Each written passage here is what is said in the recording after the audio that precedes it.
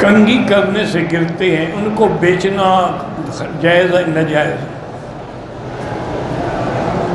یہ اصل میں آج کل دنیا میں وگیں بنتی ہے نا، اس لیے وہ بال بھی خریدے جاتے ہیں اور بال بھی بیچے جاتے ہیں، حالانکہ یہ ناجائز، بلکہ ان بالوں کو دفن کر دینا چاہیے، کیونکہ انہی بالوں کی وجہ سے عورتوں پہ جادو ہو جاتے ہیں، سحر ہو جاتے ہیں۔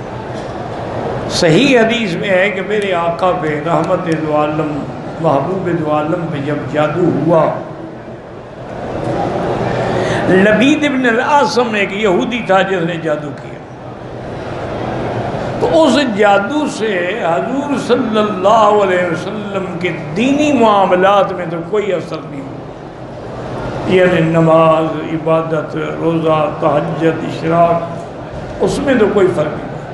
البتہ ذاتی معاملات میں فرق پڑ گیا کہ آپ کو خیال ہی نہیں آتا تھا کہ میں نے کھانا کھانا ہے نہیں کھانا، آپ کو خیال ہی نہیں آتا تھا کہ میں نے بیویوں کے پاس جانا ہے کہ نہیں جانا، اور کبھی ارادہ بھی فرماتے تو بیویوں پہ قادر نہیں ہو سکتے تھے ان کے حقوق ادا کرنے کے لیے، یہ اثر تھا جب۔ تو ایک دن حضور صلی اللہ علیہ وسلم سو رہے تھے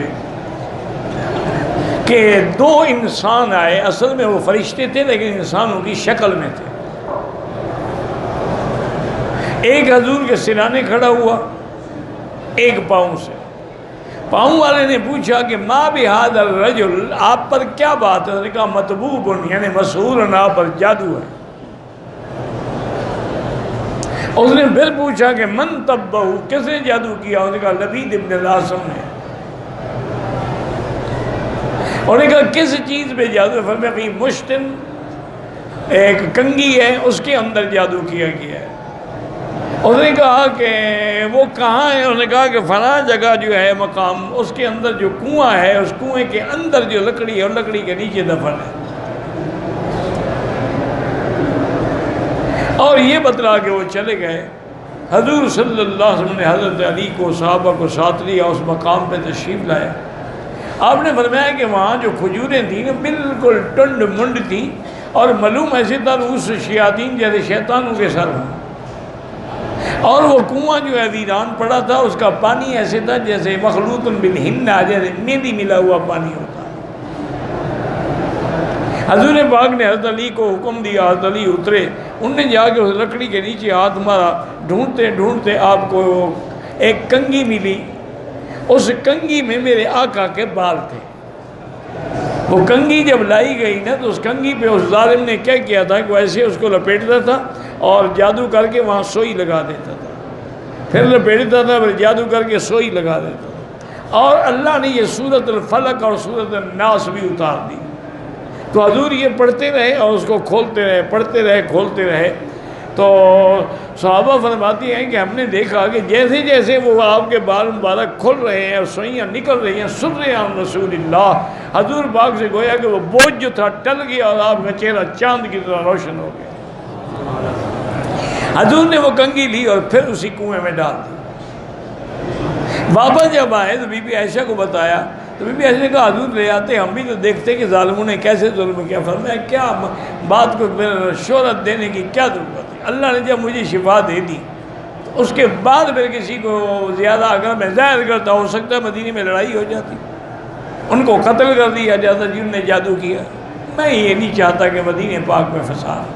تو جادو ہوتا ہے اور زیادہ تر انہی بالوں میں ہوتا ہے۔ یہی ہے کہ یہ عورتیں غفلت کرتی ہیں، اپنے بال پھینک دیتی ہیں، یہی غفلت کرتی ہیں کہ حیض کی حالت میں ناپاک ہوتی ہیں، اور پھر یہ رات کو چھت پہ بیٹھی ہیں، انجوائے کر رہے ہیں، اسی وقت شیطان حملے کرتے ہیں۔ یہ اوقات ہوتے ہیں، اسی لیے حکم ہے کہ مغرب کے وقت بچوں کو باہر نہ بھیجو، چونکہ شیطان پھر رہے ہوتے ہیں، اور پھر وہ ایسا ہاتھ مارتے ہیں کہ پھر ساری زندگی ماں باپ روتے رہتے ہیں، کیونکہ جادو تو ہے۔ قرآن میں جب اس کا ذکر ہے کہ جادو ہے، قرآن میں جب ذکر ہے کہ جادوگروں نے موسیٰ علیہ السلام کا مقابلہ کیا، لیکن جادو کا علاج یہی ہے کہ آدمی حضور کی شریعت پہ عمل کرے اور سورۃ البقرہ اپنے گھروں میں تلاوت کرے، تو انشاءاللہ سب جادو شیطان بھاگ جائیں گے۔ کہتے ہیں جی کہ سر گوشت لے کے سروں پہ پھیرتے ہیں صدقے کے لیے، بدعت ہے۔ صدقے کا ثواب جو ہے وہ اللہ نے دینا ہے یا پھیرنے سے ملے گا؟ بس ایک رواج ہے، عادت بن گئی ہے. کوئی کہتے ہیں اچھا جی ہاتھ تو لگا دو نا کہ تمہاری طرف سے صدقہ کر رہے ہیں. سب بدعت ہے، لوگوں نے خود گھڑے ہیں یہ مسئلے. کہتے ہیں گوشت گھمانے سے اس کی بلائیں ٹل جائیں گی. نماز بھی نہ پڑھے، روزہ بھی نہ رکھے، بلائیں ٹل جائیں گی. کہتے ہیں یہ گوشت انسان نہیں کھاتا، کھا لے تو یہ ساری بلائیں اس کو چڑھ جاتی ہیں. تو ایسا کریں آپ وہ سارا گوشت مجھے دے دیا کریں، جو بلائیں آتی آنے دیں. ہمیں روکنا آتا ہے ان کا. انا للہ و انا الیہ راجعون. یہ ایسے ایسے مسئلے ہیں کہ جب سیلاب آتا ہے نا کبھی کبھی تو دریا چڑھتے ہیں، تو کبھی کبھی یہ ہوتا ہے کہ دریا کٹائی کرنی شروع کر دیتے، زمینیں کاٹنی شروع کر دیتے. دریا بڑھ رہا ہے بڑھ رہا ہے.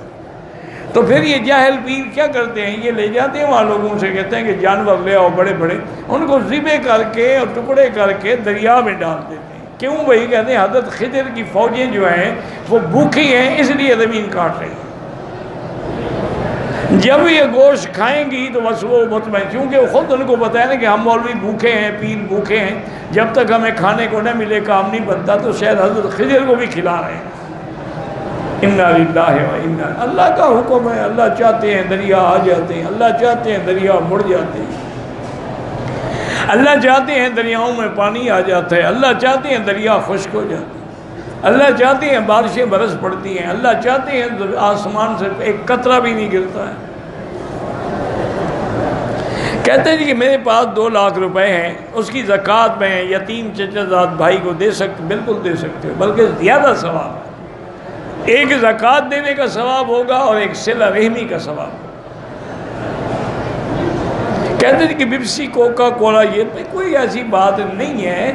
یہ اصل میں مشکل یہ ہے کہ کچھ تو متقی ہوتے ہیں، پرہیزگار.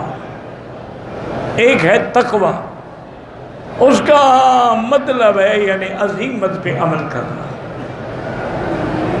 بڑے بڑے ہم نے اللہ والے دیکھے ہیں الحمدللہ، جو روٹی اگر دعوت کی جاتی تو پتہ کرتے تھے کہ بھی روٹی پکانے والی عورت جو ہے نماز پڑھتی ہے، اور روٹی پکاتے وقت اس کو وضو تھا نہیں تھا تو وہ نہیں کھاتے. یہ تو اللہ والوں کی باتیں، یہ آپ کی ہماری باتیں نہیں ہیں. ہمیں تو جو ملے سب کھا جاؤ، ہر چیز آئے فنا در فنا. تو وہ لوگ جو ہیں نا وہ تو تقوی کے اعلیٰ مقام پہ ہوتے ہیں، اور وہ یہ بھی لکھتے ہیں کہ اگر خدا نہ کرے بے وضو عورت یا ناپاک عورت یا حیض والی عورت کی روٹی پکی ہوئی کھا لی جائے تو دل کا نور جو ہے نا وہ بجھ جاتا ہے. ان کو پتہ لگتا ہے، ہمیں تو نہ نور کا پتہ لگتا ہے نہ بجھنے کا پتہ لگتا ہے. یہ تو ہے مقام عزیمت. ایک ہے مقام رخصت کہ آدمی رخصت پہ عمل کرے پھر وہ کھا سکتا ہے، پھر بلا وجہ ایک ایک چیز کی تحقیق میں نہ پڑے. اس کی وجہ یہ ہے کہ علماء نے لکھا ہے کہ پہلی چیز تو یہ ہے کہ یہ جو عام رواج ہے نا کہ الکحل ڈالا جاتا ہے، تو الکحل بھی اگر کھجور اور انگور سے نکلا ہوا ہو تو حرام ہے، اور اگر کسی چیز سے ہو تو کوئی حرام نہیں. اسی لیے جو پرفیوم میں الکحل ہوتا ہے کیا وہ کھجور والا ہے، کیا وہ انگور؟ اتنی بحث پڑھنے کی ضرورت کیا ہے؟ اس لیے علماء نے فرمایا پرفیوم لگاؤ جائز ہے، پیپسی ہے، کوکا کولا، اتنی باریکی میں نہ جاؤ کہ پھر زندگی گزارنا بھی مشکل ہو جائے. تقویٰ تو حضرت اب کہاں رہا. ایک دفعہ بغداد میں جس محلے میں امام صاحب رہتے تھے نا، امام ابو حنیفہ رحمۃ اللہ علیہ، بکری کسی کی چوری ہو گئی. تو آپ نے اپنے ملازموں کو حکم دیا کہ 6 مہینے تک بازار سے گوشت نہیں لانا ہے، پتہ نہیں وہ چوری والی بکری کا ہو. اب یہ باتیں ہم تو نہیں کر سکتے، یہ تو ان کا مقام ہے جن کو اللہ نے ان اکرمکم عند اللہ اتقاکم، جو متقی. حضرت لاہوری رحمۃ اللہ علیہ کو بھی جب کوئی جلسے کی دعوت دیتا تھا نا تو فرماتے کہ ہاں بھائی انشاءاللہ میں کوشش کروں گا پہنچنے کی۔ تو کسی شاگرد نے، حجت والے نے کہا کہ حضرت آپ انشاءاللہ جو کہہ دیتے ہیں، اللہ کا حکم تو ہے لیکن انشاءاللہ سے وعدہ تو نہیں ہوتا۔ ایک آدمی کہا انشاءاللہ بیوی کو طلاق دوں گا، طلاق ہو جائے گی؟ انہوں نے کہا نہیں ہوگی۔ نہیں پھر میں آپ تو انشاءاللہ کہہ دیتے، تو لہذا بیچارے کا تو رول گیا ہو، وعدہ تو آپ کا نہ ہوا نا۔ اور میں اس لیے کہہ دیتا ہوں کہ جس دن جانا ہو میرے پاس کرایہ ہی نہ ہو، ان سے تو میں لیتا نہیں۔ اور دوسرا یہ بھی مجھے پتہ نہیں جو بلا رہا ہے وہ کس قسم کا آدمی ہے، دین والا ہے نہیں ہے، اس کے گھر کا کھانا کیسے ہوگا۔ حضرت پہ بہت تشریف لاتے اپنے کرائے سے، اور ساتھ آپ کے چنے ہوتے تھے اور گڑ جو ہے نا دیسی گڑ، اس کی چھوٹی چھوٹی روٹیاں بڑی ہوتی تھیں، بس وہ مسجد میں چھپ کے بیٹھ کے کھا کے گلاس پانی پی لیتے تھے، بس روٹی ہو گئی۔ یہ کہنا بڑا آسان ہے حضرت، لیکن عمل کرنا مشکل ہے۔ اس دور میں جب ایوب خان کا اقتدار نصف النہار پہ تھا، سورج کی طرح چمک رہا تھا، دنیا ڈر رہی تھی اس کے نام سے، اس کے بیٹے کی شادی تھی، اس نے امیر آف کالا باغ گورنر پنجاب سے کہا کہ میں چاہتا ہوں کہ میرے بیٹے کی شادی ہے لیکن نکاح حضرت لاہوری پڑھائیں۔ امیر آف کالا باغ جو تھے نا وہ گورنر تو تھے لیکن علماء کا بڑا متقن تھا۔ وہ حضرت کے پاس آیا، انہوں نے کہا حضرت اب میں بہرحال ماتحت تم گورنر ہوں، اب میرے ذمے انہوں نے لگا دیا ہے، آپ مہربانی کریں۔ تو اب نے کہا ہاں بھائی آپ میرے پاس آ گئے، میں چلوں گا لیکن میری ایک شرط ہے۔ پر میں حضرت جو کہیں گے آپ کا وہی ہوگا، پر میں ایک تو میرے لیے سواری نہ بھیجی جائے، میں اپنے سائیکل پہ آؤں گا، سائیکل پہ جاتے تھے حضرت، میں اپنے سائیکل پہ آؤں گا، اور جو وقت مقرر ہو جب میں آؤں تو مجلس تیار ہو، اور بس میں خطبہ پڑھوں گا، نکاح پڑھاؤں گا، ایجاب قبول کروں گا، اور نہ ہدیہ لوں گا، نہ کھانا کھاؤں گا، نہ پانی پیوں گا، نہ واپسی پہ میں سواری لوں گا، میں اپنے سائیکل سے واپس آؤں گا۔ انہوں نے کہا حضرت ساری شرطیں قبول ہیں، میری نوکری بچائیں، نکاح تو پڑھائیں۔ تو امیر آف کالا باغ نے انتظام کر دیا، گیٹ سے لے کر پریزیڈنٹ ہاؤس میں داخل ہونا عذاب تو ہے نا۔ تو انہوں نے کہا بھائی ایک حضرت آئیں گے، سائیکل پہ بالکل نہیں روکنا۔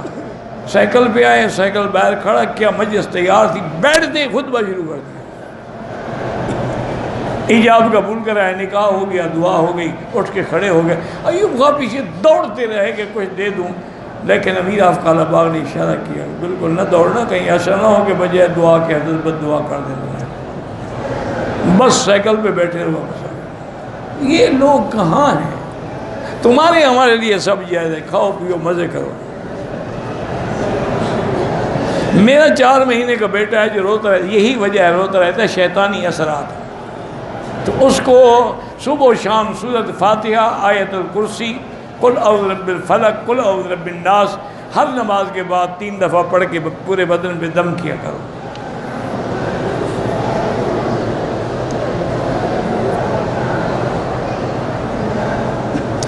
اگر ایک عورت نے رمضان کے 3 یا 4 مہینے کا حمل کی وجہ سے روزے نہیں رکھے، دودھ پلانے کی وجہ سے دوسرے رمضان بھی روزے نہ رکھ سکے، تو بالکل اس کو قضا کرنے پڑیں گے۔ یہ بہانہ ہے، حمل کے بعد پھر جب فارغ ہو گئی تو اب کیا تکلیف ہے روزے رکھنے میں؟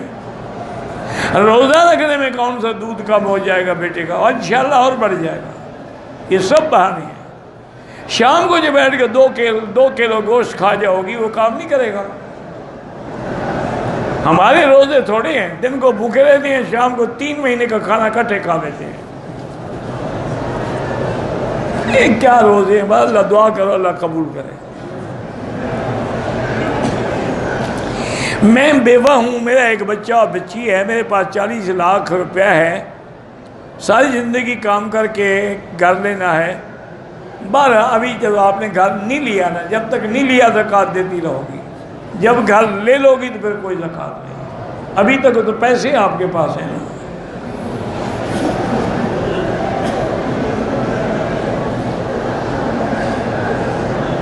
کہتے ہیں کہ سورۃ سواد میں وہ تو ایک امتحان تھا نا، امتحان کے طور پہ اللہ تبارک و تعالی نے وہ سارا بھیجا تھا تاکہ آپ کو سمجھ ہو۔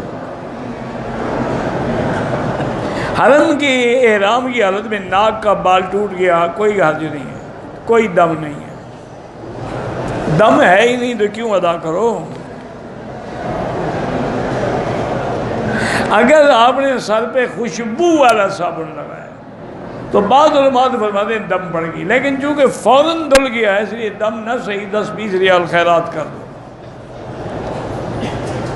15 شعبان کے روزے کا کوئی حکم نہ قرآن میں ہے نہ حدیث میں ہے، ویسے 13، 14، 15 کا روزہ رکھنا سنت ہے، تم 13 کو شروع کر دو، 13، 14، 15 رکھ لو، 15 بھی آ جائے گی۔ کہتے ہیں کہ آج کل جو مسجدوں میں پلاسٹک کی سوراخ والی ٹوپیاں ہیں، کوئی اور ٹوپی ہے، چاہے وہ کسی چیز کی بنی ہوئی ہو، وہ اس لیے رکھتے ہیں نا کہ مسلمان تو سر ننگے رہتے ہیں نا، کہ چلو مسجد میں آگے کچھ تو سر پہ رکھ لیں، اگر قیمتی رکھیں تو انشاءاللہ لے جائیں گے۔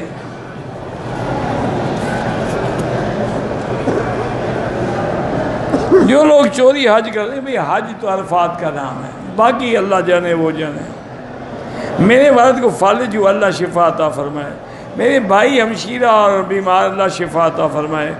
فوتگی کے بعد 3 دن تک صبح کے وقت قبرستان جاتے ہیں، یہ ضروری نہیں ہے، 3 دن سوگ ہے، یہ نہیں کہ 3 دن قبرستان جاتے رہو، 3 دن کے بعد بس ابا جان کو ہمیشہ کے لیے بھول جاؤ۔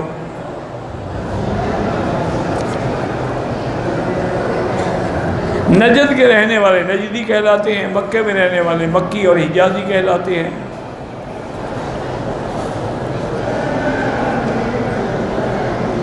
امام حرم کے پیچھے اگر ہم نے فرض نماز پڑھی ہے، مسافر ہیں تو سنت معاف ہے، پڑھنا چاہو تو ثواب ہے۔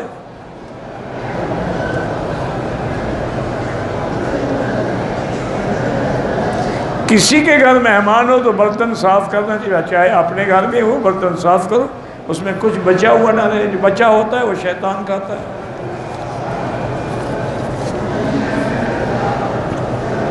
حی علی الصلاۃ جب مؤذن کہے تو کہیں لا حول ولا قوت الا باللہ۔ جو لوگ انبیاء کے حیات کے منکر، بابا سب کے پیچھے نماز ہو جاتی ہے، بس جھگڑوں میں نہ پڑو۔ جنازے کے بعد دعا کرنا جو ہے بدعت ہے، جنازہ تو خود دعا ہے۔ میرا نام محمد خالد ہے، ہندوستان کے شہر ناگپور سے تعلق ہے۔ میں نے آپ کے بیانات سنے اور اس سے میری زندگی میں الحمدللہ انقلاب آئے، بس اللہ قبول کرے۔ ایک سکول میں، ایک سرکاری گاؤں دیہات جانا آنا ہوتا ہے، جنگلوں میں آپ کے بیانات سنتا ہوں، الحمدللہ اللہ قبول کرے۔ بس میرے دل میں وہم رہتے ہیں، وہم کا کوئی علاج نہیں، لا حول ولا قوت الا باللہ پڑھا کرو۔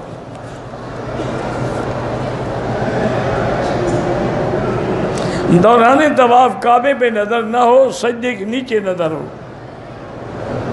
احرام کو ہم کفن بنائیں، تمہاری مرضی، تمہارا کپڑا ہے جو بناؤ۔ عورت احرام کی حالت میں حجر اسود کو بوسہ دے سکتی ہے، تم دے سکتے ہو تو وہ بھی دے سکتی ہے۔ وہ تو علماء نے لکھا احتیاط کے عطر لگا ہوتا ہے کہ تمہیں لگ نہ جائے۔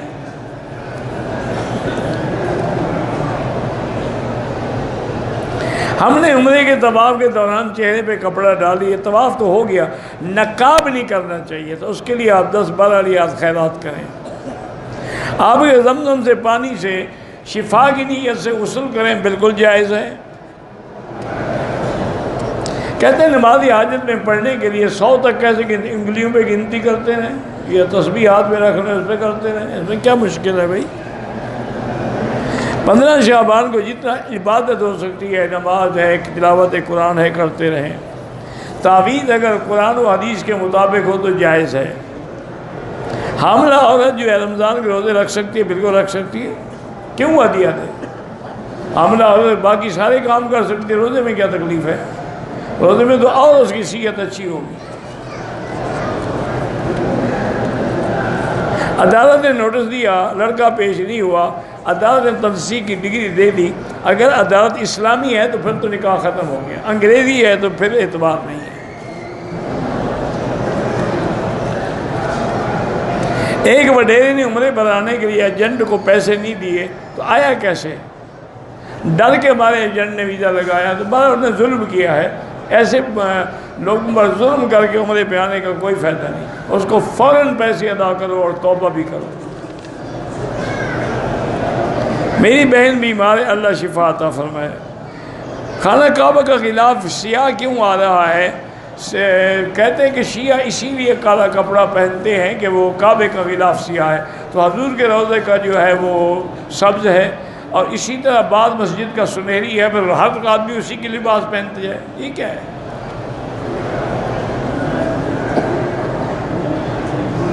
امانت رکھے ہوئے پیسے استعمال نہیں کر سکتے، اگر پوچھ لو کہ امانت رکھ رہے ہو میں استعمال کرتا رہوں، جب مانگو گے دے دوں گا تو پھر ٹھیک ہے۔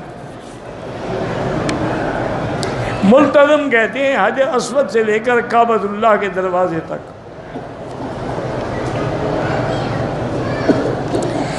میں نے عمرے کی ادائیگی کے بعد ہوٹل میں سر کے بال کاٹنے سے پہلے میں نے خوشبو والے صابن سے ہاتھ دھو لیا، بہرحال 2-4 ریال خیرات کر دو۔ نماز کے بعد جو لوگ دل پہ دعا پڑھتے ہیں یا قوی المقتدر قوّنی وقوّ قلبی، تو دل کی بیماریوں سے آدمی بچا رہتا ہے۔ اللہ کے نام ہے، اس میں برکت ہے۔ 4 عمرے کر چکا ہوں، اب زیادہ طواف کرو، بس عمرے بہت ہو گئے۔ جو لوگ حجام داڑھی مونڈتے ہیں وہ گناہگار ہیں، توبہ کریں۔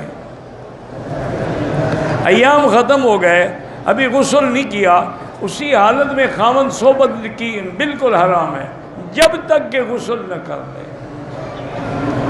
یہ تو قرآن کا مسئلہ ہے، مولویوں کا نہیں ہے۔ یسألونک عن المحیض قل هو اذى فاعتزلوا النساء في المحیض حتى يتطہرن، جب تک کہ غسل کر کے پاک نہ ہو اس وقت تک ملنا حرام ہے۔ توبہ بھی کرو، خیرات بھی کرو۔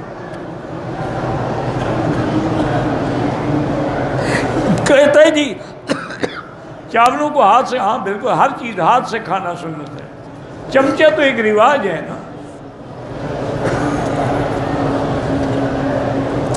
خوشحالی کے لیے استغفار زیادہ پڑھیں۔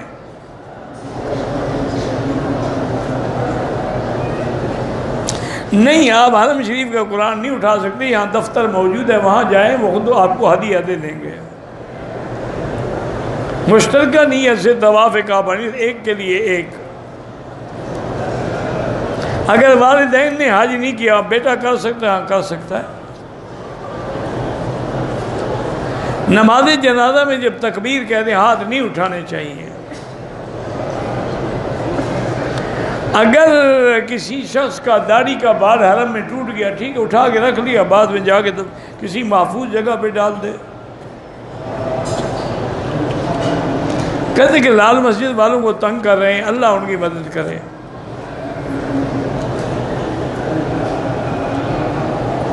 کہتے کچھ لوگ آگے بیٹھتے ہیں، ان کا رویہ اچھا نہیں، اللہ ہدایت دے۔ چوتھے طواف کے دوران یعنی چوتھے چکر کے دوران حتیم میں داخل ہو کے نفل پڑھی، بالکل طواف نہیں ہوا، دوبارہ کرو، وہ طواف تو باطل ہو گیا۔ حضرت خضر زندہ ہیں، راجح قول یہی ہے کہ فوت ہو گئے، اگر زندہ ہوتے تو حضور پاک کی خدمت میں حاضر ہوتے۔ بیر روحہ میں حضور کا لعاب مبارک ہے، کہتے ہیں اللہ عالم۔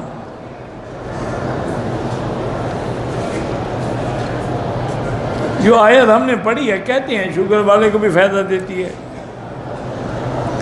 عمرے کے احرام کے بعد وہ کپڑا جو چاہو کرو، تمہارا کپڑا ہے، جس استعمال میں لاؤ۔ میرے 2 بیٹے ہیں، ان کو حافظ قرآن پر اللہ تبارک نصیب فرمائے۔ حتیم وہ ہے جو چھوٹی دیوار ہے کعبے کے ساتھ۔ لوہے یا پیتل کی انگوٹھی پہننا جائز نہیں ہے۔ خوارج وہ ہیں جو صحابہ کے ماننے والے اہل بیت کے منکر ہیں، اور ناصبی شیعہ ہیں جو صحابہ کے مخالف ہیں۔ پہلے 2 چکروں میں دوران کندھا نکالنا بھول گیا، کوئی دم نہیں۔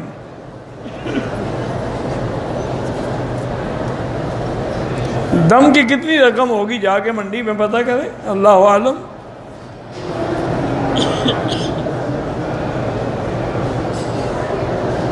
ہاں یہ قول ہے بزرگوں کا کہ نعم الامیر علی باب الفقیر، بڑا آدمی اگر غریب کے دروازے پہ آئے تو زیادہ بہتر ہے، اور وہ فقیر برا ہوتا ہے جو بڑے آدمیوں کے دروازے پہ پھرتا رہے۔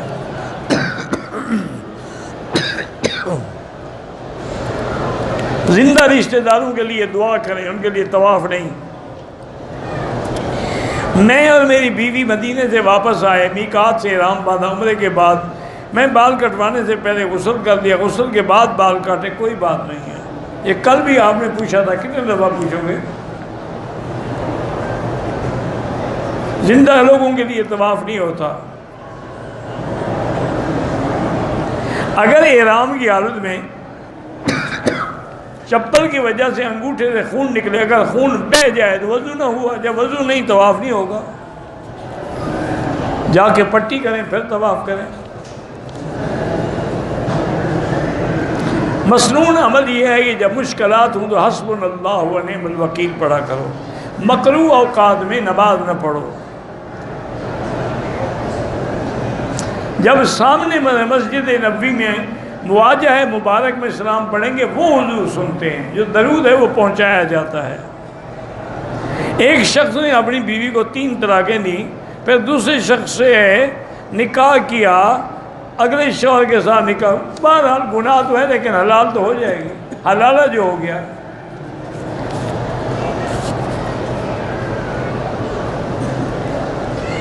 اگر آدمی حجر اسود پہ بوسہ دینے لگے اور احرام کی چادر نیچے گر جائے تو کیا ہو گیا؟ آپ کو عمرہ کوئی چادر میں باندھا ہوا تھا، جب گرا تو عمرہ بھی ساتھ گر گیا۔ عجیب، پتہ نہیں کہاں کہاں سے مسئلے گھڑتے ہیں لوگ۔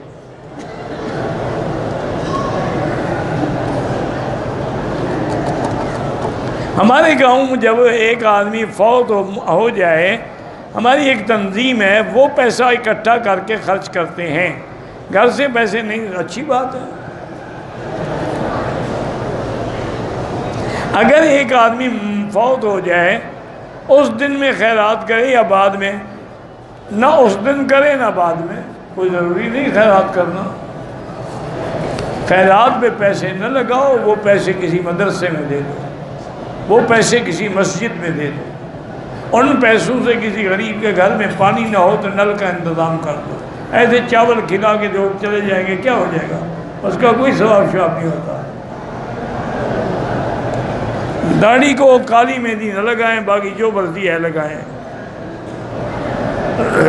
گھر میں دیہات میں گھر میں پرندے وغیرہ رکھ سکتے ہیں، کتا پالنے کی ہاں حفاظت کے لیے اجازت ہے۔ وہ تو باہر رہے گا نا، اندر تو تم جاؤ گے، کتا اندر تھوڑا لے جاؤ گے کہ فرشتے نہیں آئیں گے۔ ہاں جو لوگ کتے کو اندر لے جاتے ہیں اپنے بیڈ پہ سلاتے ہیں، وہاں فرشتے نہیں آتے، ان کو ضرورت ہی نہیں فرشتوں کی۔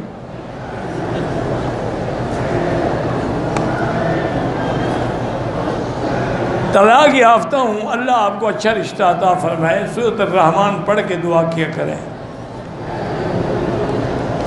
دفتر میں اہل تشیع بھی ساتھ ہوتے ہیں، کھانا کھا سکتے ہیں، کھانا تو کافروں کے ساتھ بیٹھ کے بھی کھا سکتے ہیں، لیکن بہتر ہوتا ہے کہ آدمی دور رہے۔ میرے سر میں اکثر درد رہتا ہے، نزلہ زکام دائمی ہے، زمزم پی کے دعا کرو، اور ہمارے پاس تو کوئی حل نہیں۔ دم کرنے والا جس پر دم پڑ جائے وہ خود گوشت نہیں کھا سکتا۔ اگر عمرے کرنے والے 2 ہیں، دونوں نے طواف کر لیا، صفا مروہ دوڑ ایک دوسرے کے سر پہ اس طرح پھیر سکتے ہیں۔ وسیلے بنانے کے بارے میں آج تک ہم نے تو کچھ قرآن و حدیث میں کوئی آیت نہیں پڑھی ہے، جتنی بھی قرآن میں دعائیں ہیں سیدھی اللہ سے مانگنے کی۔ بعض علماء قائل ہیں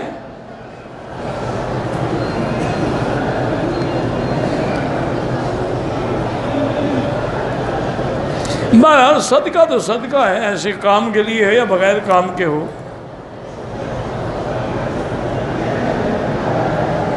صلاۃ الحاجہ 4 رکعات پڑھنے کا میں نے بتا دیا ہے پہلے بھی، تو آپ کوئی وہ فیس بک پہ نکال کے پڑھ لیں۔ غازی پریل شاہ بھی جیل میں، اللہ رہائی عطا فرمائے۔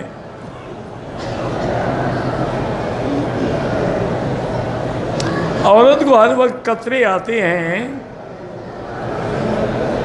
طواف بالکل نماز طواف کرے، احتیاط کرے، انڈر ویئر رکھے۔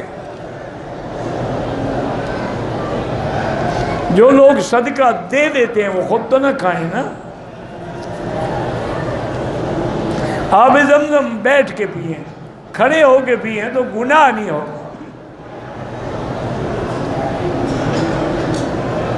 21 دن عمرے کے لیے آیا ہوں تو 21 دن آپ نے ایک جگہ تو نہیں رہنا نا، مدینہ پاک بھی جائیں گے تو نماز قصر ہوگی۔ نماز جنازہ کے بعد ایک سلام بھی جائز ہے، 2 سلام بھی جائز ہے۔ اگر آپ نے بھی ایک سلام پھیرا کوئی حرج نہیں رہے گا، افضل 2 سلام۔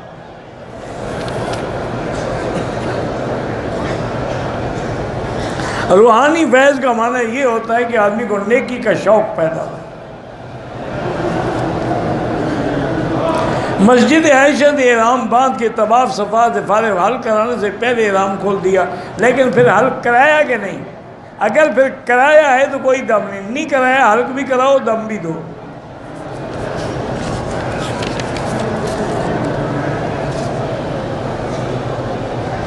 حرم میں بیان سنا، میں آج تک آپ کا بیان سنتا ہوں، میرا عقیدہ اور زندگی الحمدللہ ٹھیک ہو گئی ہے الحمدللہ۔ اللہ پاک آپ کی مزید عقیدت اور محبت کو قائم رکھے۔ ہم بھی دعا کرتے ہیں کہ ہمیشہ آپ دین پہ ثابت قدم رہیں۔ حالت حیض میں عورت کنگھی کر سکتی ہے؟ ہاں کر سکتی ہے۔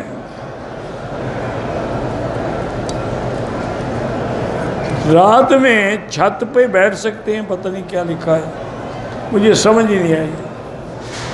نفلی طواف میں بھی وہی سبحان اللہ والحمدللہ لا الہ الا اللہ اللہ اکبر وللہ الحمد، اور جو تمہیں آئے درود شریف۔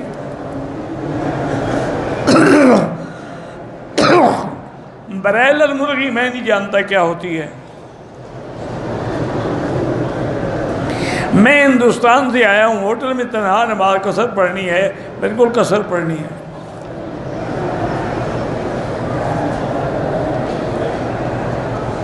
میں بھی میری بیوی والدہ کے فرما بردار ہیں، لیکن میری والدہ کا معاملہ سخت ہے، کوئی حرج نہیں، سختی برداشت کرو۔ وَاخْفِضْ لَهُمَا جَنَاحَ الذُّلِّ، اللہ کہتے ہیں تم اپنی گردن نیچے رکھو۔ فَلَا تَقُل لَهُمَا اُفٍّ، ان کے آگے اف بھی نہ کرو، وَلَا تَنْهَرْهُمَا، اور نہ ان کو کبھی جھڑکو۔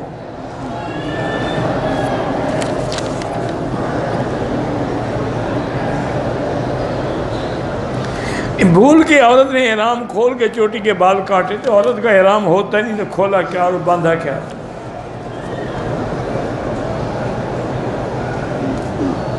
دو بھائی ہیں زید اور عمر، کیا عمر کا زید کی ساس سے نکاح ہو سکتا ہے؟ تو اس کی کیا لگتی ہے، کیوں نہیں ہو سکتا؟ دوستی ہیں۔ پہلی دفعہ عمرہ کیا، اس طرح نہیں پھروایا، مشین پھروائی، کوئی حرج نہیں، دم نہیں پڑے گی، افضل اس طرح ہے۔ عمرہ کیا، صفا مروہ کا ایک چکر لگائے، احرام کھول دیا، بال کاٹ دیے، دم پڑ گئی۔ ایک چکر لگانے سے صفا نہیں ہوتی۔ بیٹی کی رخصتی کے لیے نصیحت یہی کریں کہ دین پہ قائم رہو، اللہ کے رسول کے احکام کی اطاعت کرو اور اپنے خاوند کی فرما بردار رہو۔ ناف کے نیچے ہاتھ باندھنا جائز نہیں، سنت ہے۔ حضرت علی رضی اللہ عنہ سے روایت ہے کہ یضع یمینہ علی شمالہ تحت السرۃ، وہ فرماتے ہیں سنت ہی یہی ہے کہ آدمی ناف کے نیچے ہاتھ باندھے۔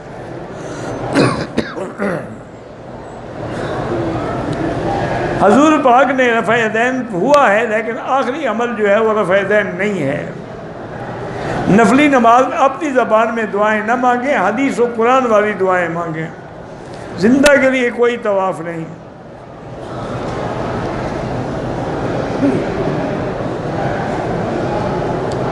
کہتے ہیں کہ یہاں کے امام صاحب پاکستان کے دورے پہ آئے تھے، ماشاءاللہ اللہ ان کی محنت کو قبول فرمائے۔ ایک آدمی کا بیوی سے جھگڑا ہے، 6 مہینے سے بیوی علیحدہ ہے، 2 بچے ہیں، بیوی کے گھر والے اور بیوی کہتی ہے مجھے آزاد کرو، وہ بندہ دوسری شادی کرنا چاہتا ہے۔ بہرحال اگر وہ یعنی اس کے حقوق ادا کرنا نہیں چاہتا تو آزاد کرے، یہ کیا ہے کہ باندھ کے رکھے رہے۔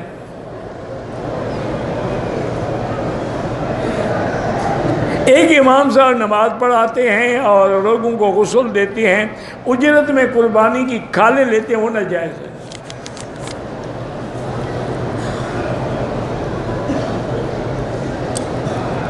مدرسے کی آمدنی سے مدرسے کے لیے سواری، اگر سواری مدرسے کے لیے ضرورت ہے خرید سکتے ہیں، یہ تو نہیں کہ محتمم صاحب خود سواری کرتے رہیں۔ مسجد عائشہ سے عمرہ ہو جاتا ہے، ہاں والدین کے لیے دعا کرو، زندہ کے لیے نہیں۔ یہ جو زمزم کے گلاس ہیں یہ ہم لے جائیں اپنے کمرے میں، لوگ لاتے ہیں حرم کے لیے، تم حرم سے نکال کے لے جاؤ گے۔ اگر عمرے کے پہلے 3 چکر میں تیز نہ دوڑے تو کوئی دم نہیں آتا۔ میرے والد کو پیٹ کا مسئلہ ہے، 3-4 سال سے آرام نہیں آتا، زمزم پلائیں، اللہ سے دعا کریں۔ کہتے کہ گاڑی والوں کو ہم نے بار بار کہا لیکن نماز کے لیے انہیں نہیں روکی، تو قضا کریں، مجبوری ہے۔ اہل مکہ ہوں یا اہل مدینہ، اگر شریعت کے خلاف کام کریں گے تو وہ بھی گناہگار ہیں، پکڑے جائیں گے، بلکہ ان پہ تو زیادہ سختی ہوگی۔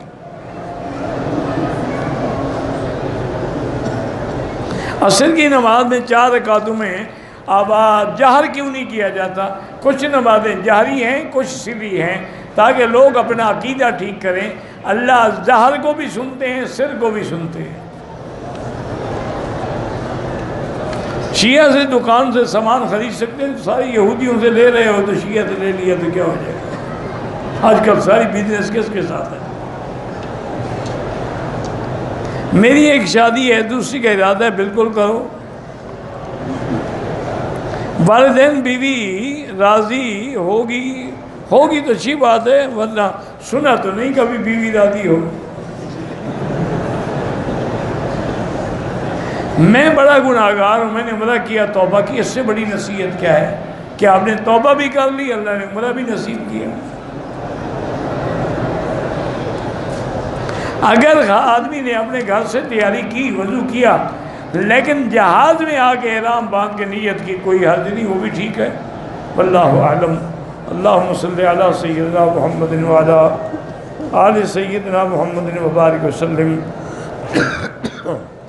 ما شاء اللہ لا قوت الا باللہ، ما شاء اللہ لا یصرف السوء الا اللہ، ما شاء اللہ لا یسوق الخیر الا اللہ، ما شاء اللہ ما کان من نعمت فمن اللہ، ما شاء اللہ لا حول ولا قوت الا باللہ، لا حول ولا قوت الا باللہ العلی العظیم، لا ملجأ ولا منجا منک الا الیک، اللہم انک عفو کریم عظیم تحب العفو فاعف عنا، اللہم انا نسألک العفو والعافیہ ودوام العافیہ وتمام العافیہ والشکر علی العافیہ، اللہم انصر الاسلام والمسلمین، اللہم احفظ سائر بلاد المسلمین وهذا البلد الامین فاجعل آمنا مطمئنا سخاء رخاء الى یوم الدین، اللہم ارحم ضعفنا واجبر کسرنا واشف مرضانا وارحم موتانا واستجب دعاءنا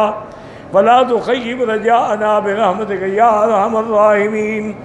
یا اللہ بیماروں کو شفا عطا فرما، یا اللہ ہماری ظاہری باطنی روحانی جسمانی بیماریاں دور فرما، یا اللہ بے حیاؤں کو حیا عطا فرما، بے اولادوں کو اولاد صالح عطا فرما، جن کے گھروں میں بچیاں ہیں ان کے رشتے آسان فرما، یا اللہ بے روزگاروں کو روزگار عطا فرما، قرض داروں کے قرض عطا فرما، یا اللہ پوری دنیا میں جہاں مساجد ہیں، مدارس ہیں، دین کے ادارے ہیں، دین کے مراکز ہیں، دین کے لوگ ہیں، دین کی جماعتیں ہیں، ان کی حفاظت فرما، یا اللہ مسلمان فلسطین میں ہیں، حلب میں ہیں، شام میں ہیں، کشمیر میں ہیں، ہند میں ہیں، عرب میں ہیں، عجم میں ہیں، افغان میں ہیں، ان کی جان مال آبرو عزت کی حفاظت فرما، یا اللہ پاکستان کی حفاظت فرما، ربنا آتنا فی الدنیا حسنہ وفی الآخرۃ حسنہ عذاب النار، وصلی اللہ تعالی علی خیر خلقہ سیدنا محمد وعلی آلہ وصحبہ اجمعین، اللہم صلی علی سیدنا محمد وبارک وسلم۔